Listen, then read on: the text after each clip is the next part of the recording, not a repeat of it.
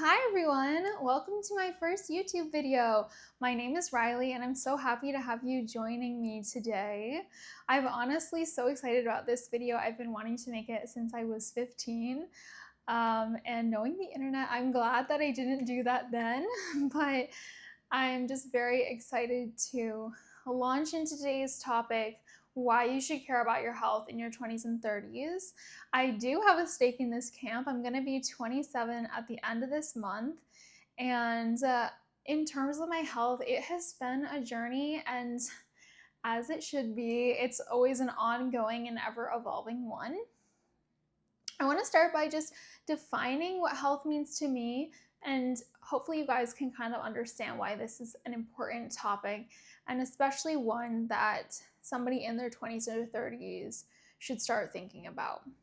So, if we're defining health, the World Health Organization defines health as the absence of disease.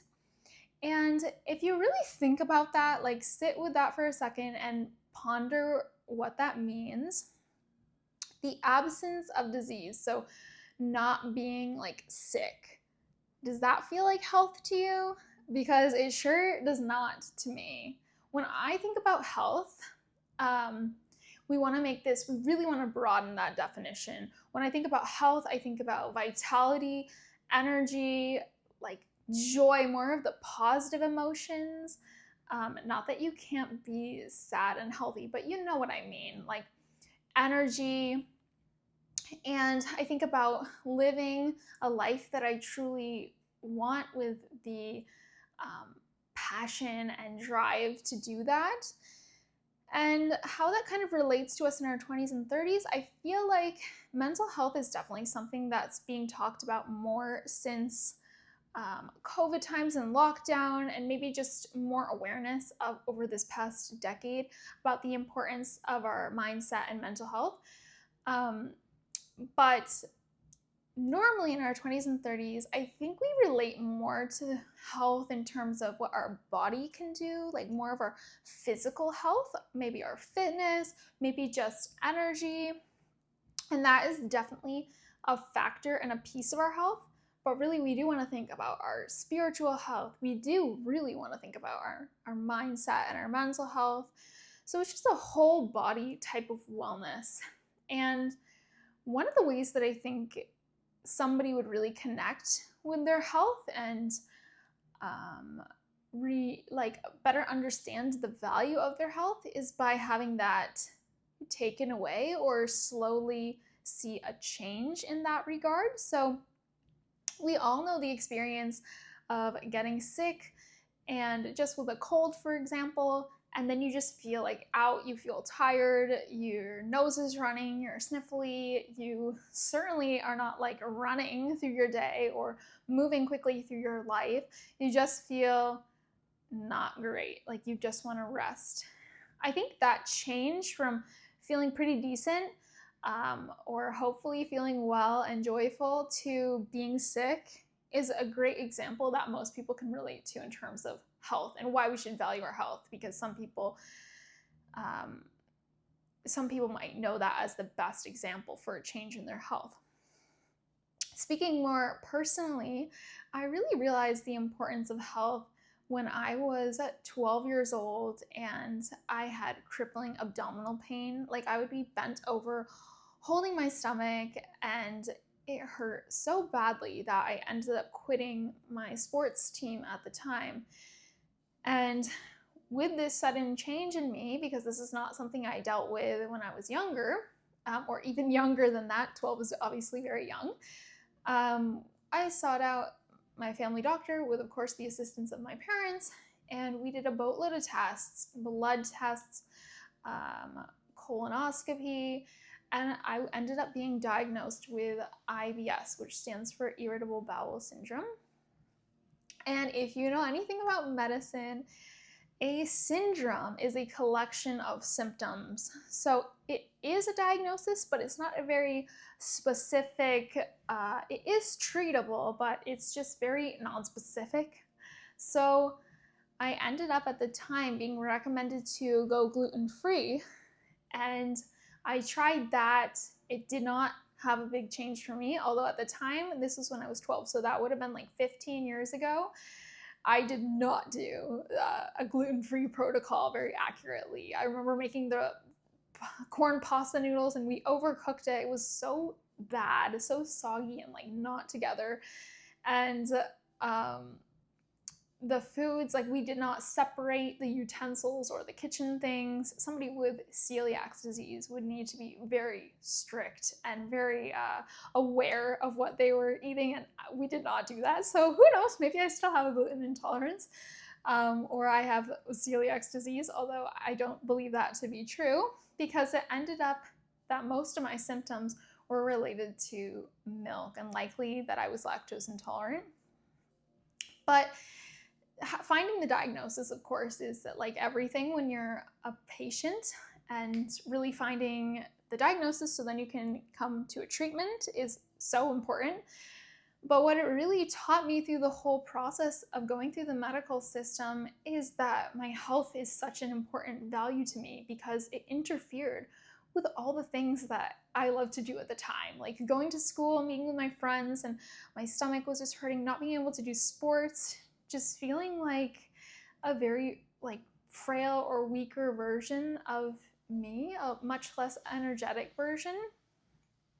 And that was not my only experience with having my health impacted since now, but that was such a just important one, because I was so young and so impressionable at the time, and coming to a realization that food was the cause of my health problems was just a wild thing to realize for me. And it's why I wanted to bring it up to you, because how our Western culture is set up is not in a way that best supports our health. Let me give you some examples. A lot of people stay up very late into the evening and they're watching Netflix, or they're doing something on their computer or their phone.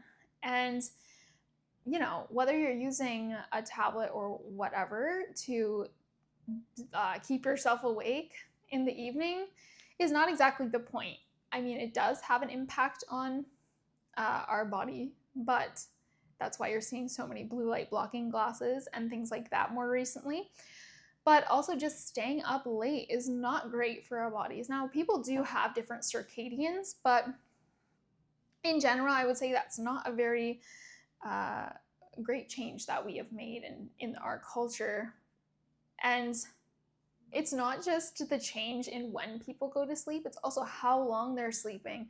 We kind of, when we're younger, in our 20s and 30s, I'm thinking about my college years, like sleep, I disregarded that. If I could sleep 6 hours, that was enough. If I could still function at my, almost fullest capacity, and at that time, you don't really know what that is. You kind of get to know yourself more as you move through your life. But that's one that's like highly disregarded, I think, in college years. And then, of course, processed foods is a huge one that our culture does not help to exemplify our health. We eat so much processed foods. And I would have to check the study. I will put it on the screen if I can find it. But it's something like 60% of our food that Americans eat is processed, like packaged foods. And the problem with that is that they impact our satiety, our metabolism. You hear that saying, calories in, calories out. I will definitely be doing a deep dive on that topic. If you would like to, please leave me a comment below. And throughout this entire video, as we're discussing health and why you should care about it, please leave me like other ideas so that I can be inspired and create more YouTube content for you. And really do leave all your comments and questions below. I will get back to everyone as best as I can. So back to our discussion about processed foods. It's a huge part of our diet, and it's very nutritionally deficient. We have a lot of missing micronutrients by eating so many processed foods. It's also, like I said, it's impacting our satiety signals. So that's something that I think most people would be aware of, that maybe they should be cooking more or incorporating more whole foods into their diet. And I would love to make a video as well discussing how you can do that, like some easy recipes to make, or just how to cook and eat more whole foods. Another thing that's kind of messed up in our Western lifestyle is movement. There are so many gyms now, and the gym memberships can be so expensive. But really, at the foundation, we just want to be prioritizing movement more. Even as you're watching this video, I hope you're doing something active. I hope you're walking outside and you're not like me, sitting down to record this video. Although don't worry guys, I will be getting out and about later today, and I already have this morning. We want to incorporate more movement and activity into our life. If you look at some of the blue zones, and those are cultures with longest lived populations, one thing that stands out is that those people are doing consistent activity during the day. And I'm not talking about like running on the treadmill at like 6 miles per hour or something. I'm talking about walking throughout their day. Maybe they're getting, I believe there's some study around the average steps they're getting. I will also link that here if I can find it. I believe it's somewhere around 11,000 steps per day. I could be wrong. Obviously, that's going to depend on many different factors. And it's not exactly the steps that matter, though. Again, it's about the consistency of movement throughout your day. That's a habit that I would recommend incorporating.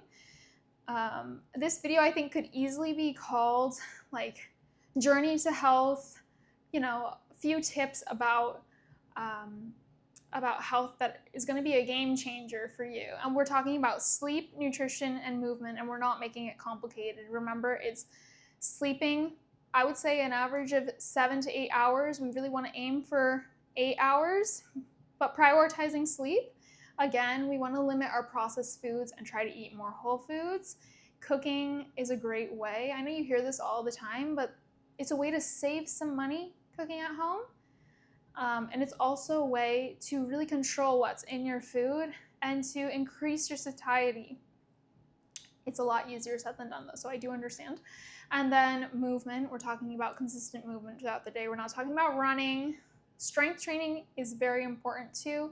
For women in our 20s and 30s, our peak bone mass is at age 30. So we really want to prioritize putting some resistance, some weight on our body so that our bones are forced to grow and really be strong. And this is important throughout the rest of our lifetime.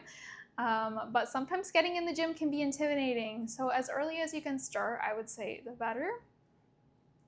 So that's really what I wanted to talk to you guys about today. Essentially, like my journey to health, important factors in terms of your health. Hey guys, so this is Editing Riley. I just finished the video and I got cut off, and I wanted to say thank you so much for watching my first video. Please share your experience regarding your health, being in your 20s and 30s. Do you value it in the same way that I do? Do you define it the same way that I do? Do you identify more with the World Health Organization's definition? Please share any questions you have. I also didn't mention that I hold a Bachelor of Science in Molecular Genetics and Biochemistry, and that I have a Doctorate of Naturopathic Medicine. This area is not only what I talk to people in my circle, like my inner circle about, but also what I talk to people about in my career and in my field. So I love this area, and honestly, I am always learning from anyone that I talk to. I am a sponge, so please share any questions, any comments below, and thank you so much for supporting me on the beginning of my YouTube journey. All right, take care, guys.